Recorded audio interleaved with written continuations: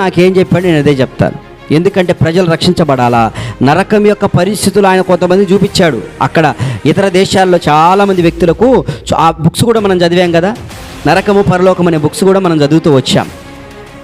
ఆ దినాలు నేను అనుకునేవాడిని, అబద్ధం అనుకునేవాడిని. నేను ఎక్కడుందిలేండి ఇది అని అనుకున్న. యేసు నమ్మకం మునుపు ఒక 13 సంవత్సరాల క్రితం నరకము పరలోకం బుక్ నాకు తెచ్చిచ్చారు.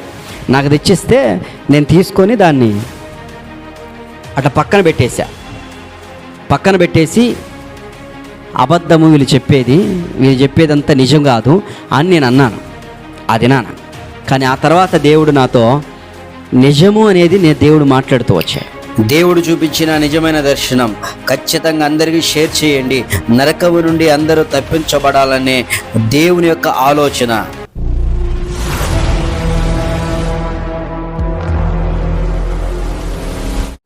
అయితే నాకు భయంకరమైన సంఘటన ఏం చూశానంటే, నేను ఒక వ్యక్తి అక్కడ నిలబడితే కొంతమంది వచ్చి ఒక పెద్ద సువ్వ అంట చూడండి, పెద్ద సువ్వ, ఎంత పెద్ద సువ్వ, ఆ రాడ్డు లాంటిది, దానికి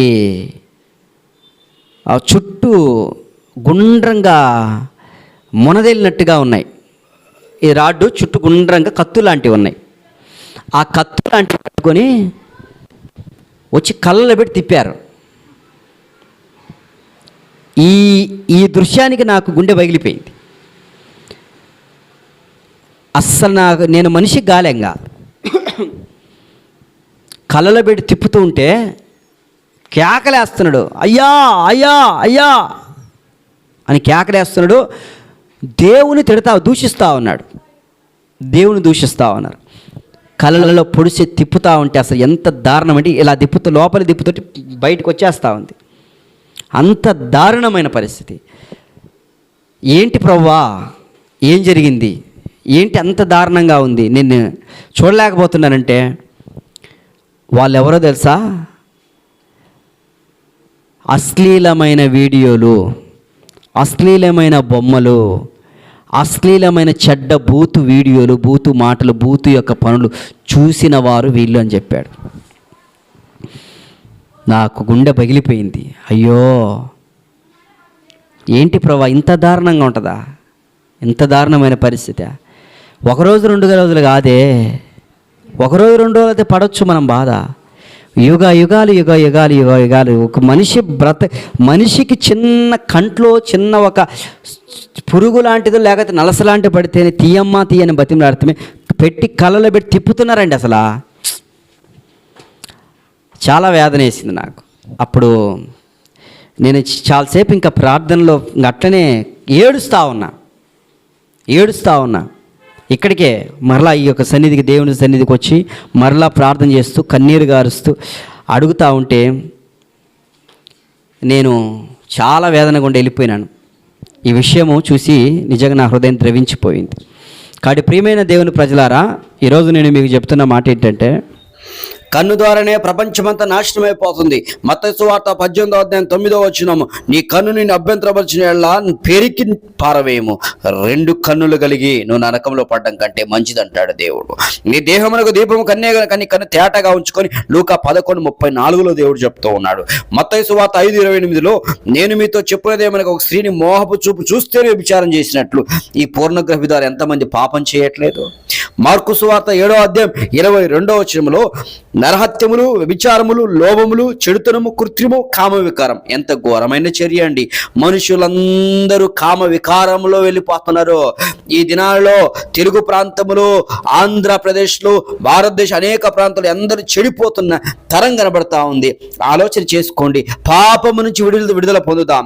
చిన్నపిల్లల మొదలుకొని పెద్దవాళ్ళ వరకు ఈ యొక్క పాపానికి, అశ్లీలతకు, పోర్నోగ్రఫీకి అల్లాడిపోతున్నారు. చాలామంది ఈ యొక్క అశ్లీలమైన వీడియోలు, అశ్లీలమైన ఫోటోలు, పోర్నోగ్రఫీకి సంబంధించిన విషయాలను తప్పు కాదులని ఎంతోమంది యవనస్తులు చూస్తూ ఉన్నారు, పాడైపోతున్నారు.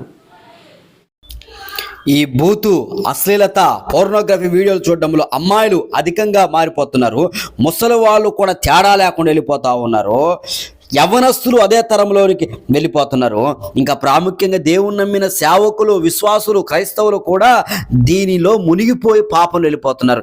నరకములో కాలిపోయే పరిస్థితి కనపడుతుంది. ఎంత దారుణం! రేపు దినాన నీకు ఇక్కడ బాగానే ఉంటుంది, నీ స్థితి ఇక్కడ బాగానే ఉంటుంది, నువ్వు చూడొచ్చు అనుకుంటున్నావు, నీ జీవితం బాగానే ఉంటుంది అనుకుంటున్నావు. కానీ నరకంలో పడితే మాత్రము వాళ్ళు తిప్పుడకు 1 రోజు 2 రోజులు కాదు, ఆ బాధ భరించలేం మనం. యేసయ్య ఊరికి చూపించాడా దేవుని దాసులకు? ఎవరు చూపిస్తారంటే ఇట్లాంటి సంగతులు? ఎవరికైనా చూపిస్తాడు? ఎంతోమంది ఎకిలిగా మాట్లాడితే వాళ్ళకి చూపిస్తాడు దేవుడు. ఎంతో భారంతో, కన్నీటితో, వేదనతో, ఆత్మల కొరకు ప్రయాసపడుతూ ప్రభువా సహాయం చేయని అడిగినప్పుడు నువ్వు ప్రజలకు చెప్పవలసిన సంఘటన ఇది, నువ్వు చెప్పాలా అని దేవుడు నాకు చూపించాడు. 30 రోజుల క్రితం చూపించిన తర్వాత ఈ మధ్య కాలంలో చూపించిన సంఘటనలు చూస్తే చాలా బాధేస్తూ ఉంటుంది. తర్వాత చూసినట్లయితే ఈ త్రాగుబోతులు ఉన్నారు కదా, త్రాగేవాళ్ళు నడుచుకుంటూ వెళ్తూ అలా దేవుడు తీసుకెళ్తా ఉన్నాడు. అలా తీసుకెళ్తూ ఉండగా త్రాగుబోతులు కనిపించారు. వారు ఏం చేస్తున్నారంటే బాటిల్స్ ఉంటాయి చూడండి, ఆ బాటిల్స్ లాంటివి అక్కడ కనబడతా ఉన్నాయి. బాటిల్స్ లాంటివి, ఆ బాటిల్స్ లాంటివి ఏం చేస్తున్నారంటే పగలగొట్టేసి వాటి మీద పొర్లాడుతున్నారు. తట్టుకోలేక పొర్లాడుతున్నారు. అగ్నితో కాల్చబడుతున్నారు. వాళ్ళ యొక్క భ్రమ అది మొత్తం. ఇదిగో ఇది యొక్క సారాయి, ఇది సిగరెట్ అని భ్రమలో మునుగుతూ అలా చేసాం, ఇది కూడా మాదే కదా అనుకొని దిగులు పడుతూ అలా పరిస్థితి. రక్తం కారుతున్నట్లుగా ఫీల్ అయిపోతూ ఉన్నారు. దూషిస్తూ ఇంక తిట్టడమే పని, దేవుణ్ణి తిట్టడమే పని. ఈ దినాల్లో కూడా యేసుప్రభుని ఎంతోమంది తిడతా ఉన్నారు.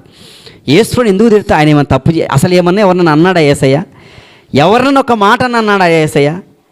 కొడుతుంటే కూడా మౌనంగా ఉన్నాడే, తిడుతుంటే కూడా మౌనంగా ఉన్నాడే. గుడ్డోలకు కంటి చూపించాడు, కుష్ఠరోగులను బాగు చేశాడు, చనిపోయిన లేపాడు. ఏం చేశాడండి యేసయ్య? అంత తిట్టాల్సిన అవసరం ఏముంది యేసయ్యను? ఈ దినాల్లో కూడా చాలామంది అలా తిడుతుంటే చాలా బాధ వేస్తుంది నాకు. వాళ్ళు త్రాగుబోతులు లాంటి వారు తిడతా ఉన్నారు, తిరుగుతూ ఉన్నారు, కాలిపోతూ ఉన్నారు. ఇంకా వాళ్ళు మాట్లాడడానికి కూడా లేదు. అయితే ఇంకా అక్కడ చాలా రకమైన పాములు, విస్తారమైన పాములు, పెద్ద పెద్ద పాములు కనపడ్డాయి. చూడండి, మీకు చూపిస్తాను నేను.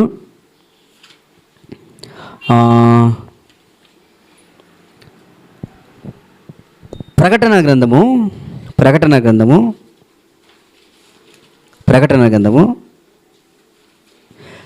20వ అధ్యాయము 2వ వచనం. 20వ అధ్యాయం 2వ వచనం. అతడు ఆది సర్పం అనగా అపవాది అయిన సాతానును ఆ ఘట సర్పమును పట్టుకొని 1000 సంవత్సరం వాడిని బంధించి అగాధములో పడవేసి ఆ 1000 సంవత్సరం గడుచు వరకు ఇక జనమును మోసపరుచుకున్నట్లు అగాధమును మూసి దానికి ముద్ర వేసెను. అటు పిమ్మట కొంచెం విడిచిపెట్టండి. కొంచెము కాలం విడిచిపెట్టండి. ఎవరు పడ్డారంటే అక్కడ? ఆది సర్పము అనగా అపవాది, సాతాను, ఘట సర్పం. గుర్తుపెట్టుకోండి, సర్పాలు, మస్తుగా సర్పాలు నేను చూసి అక్కడ ఒక్కొక్క పాము పడ ఉంది. ఎంత లావు అంటే ఎంత లావు, ఎంతో ఘోరమైన స్థితి. ఆ పాములు మనుషులను మింగుతున్నట్లుగా చూస్తున్నాం. మనుషులను మింగుతున్నట్లుగా చూసి వాళ్ళ దగ్గరికి వచ్చేసి కత్తులతో పొడుచుకుంటున్నారు, ఒకళ్ళనొకళ్ళు పొడుచుకుంటున్నారు. అక్కడ నరకములో మనం అనుకుంటున్నాము నరకంలో ఏముండవని, అక్కడ కావాల్సినవన్నీ సంపుకుండే కత్తులు అన్నీ అక్కడ ఉన్నాయి మొత్తం నరకంలో. ఇక్కడ భూమి మీద ఏం చేసావు నువ్వు, దానికి తగ్గ శిక్ష అక్కడ పడతాం. అందుకే దేవుడు అన్నాడు, తీర్పు దినాన నిలబెట్టినప్పుడు ఆయన దగ్గర ఏమేమి ఉన్నాయో అన్నీ అక్కడ చూస్తాం మనం. ఇక్కడ ఏమేం చేసావో అక్కడ అన్నీ కనబడుతున్నాయండి. పెద్దవాళ్ళు, ముసలి వాళ్ళు, ఆ యొక్క రూపాలు, అందరికి ఒక రూపము. మనకు ఇప్పుడు అందరికీ ఒక రూపం లేదు కదా, అక్కడ కూడా అందరికీ ఒక రూపం లేదు. అందరికి ఎవరికి ఇక్కడ భూమి మీద ఎలాంటి రూపం ఉందో అలాంటి రూపంతోనే ఉన్నారు అక్కడ వాళ్ళు. అలాంటి రూపాలే కనబడతా ఉన్నాయి.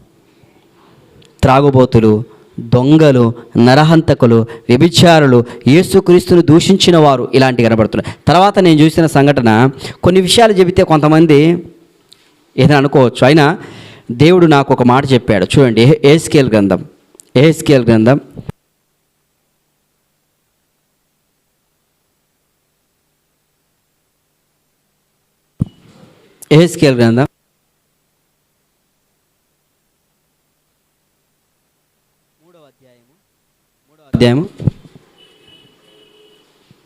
3వ అధ్యాయము 11వ వచనం చదవండి ఒకసారి. బయలుదేరి చెరలోని జనుల యొద్దకు పోయి ఈ మాటలు ప్రకటింపుము, వారు వినినను వినకపోయినను ప్రభువైన యెహోవా ఇలా సెలవిచ్చున్నాడని చాలు. వారు వినినా వినకపోయి చెప్పవలసిన బాధ్యత ఏంది? నా మీద ఉంది. చాలామంది నా గురించి నెగిటివ్గా మాట్లాడొచ్చు. ఇప్పుడు నరకం కనపడిందంట, ఆయనకు నరకం చూపించాడంట, అనేక రకమైన మాటలు మాట్లాడొచ్చు. కానీ దేవుడు నాకేం చెప్పాడు నేను అదే చెప్తా. నా యేసయ్య నాకు అందరిలాగా దాచుకొని ఏదో చేసే పరిస్థితి కాదు. దేవుడు నాకేం చెప్పాడు నేను అదే చెప్తాను. ఎందుకంటే ప్రజలు రక్షించబడాలా. నరకం యొక్క పరిస్థితులు ఆయన కొంతమంది చూపించాడు. అక్కడ ఇతర దేశాల్లో చాలామంది వ్యక్తులకు ఆ బుక్స్ కూడా మనం చదివాం కదా, నరకము పరలోకం అనే బుక్స్ కూడా మనం చదువుతూ వచ్చాం. ఆ దినాలు నేను అనుకునేవాడిని, అబద్ధం అనుకునేవాడిని. నేను ఆ దినాల్లో ఈ నరకాన్ని బుక్స్ రాసినప్పుడు ఎక్కడుందిలేండి ఇది అని అనుకున్న. యేసులో నమ్మకం మునుపు ఒక 13 సంవత్సరాల క్రితం నరకము పరలోకం బుక్ నాకు తెచ్చిచ్చారు. నాకు తెచ్చిస్తే నేను తీసుకొని దాన్ని అట్లా పక్కన పెట్టేసి అబద్ధము వీళ్ళు చెప్పేదంతా నిజం కాదు అని నేను అన్నాను అది నాన్న. కానీ ఆ తర్వాత దేవుడు నాతో నిజము అనేది దేవుడు మాట్లాడుతూ వచ్చాడు. ప్రైజ్ ది లార్డ్, దేవునికి స్తోత్రం. ఇప్పుడు యేసయ్య నాతో మాట్లాడుతూ వచ్చాడు. ప్రియమైన దేవుని ప్రజలారా, మీరు నమ్మండి నమ్మకపోండి, యేసు ప్రభు వారు నాతో ఏం మాట్లాడిన అదే బోధిస్తున్నాను. ఇప్పుడు నరకము చాలా ఘోరమైనది.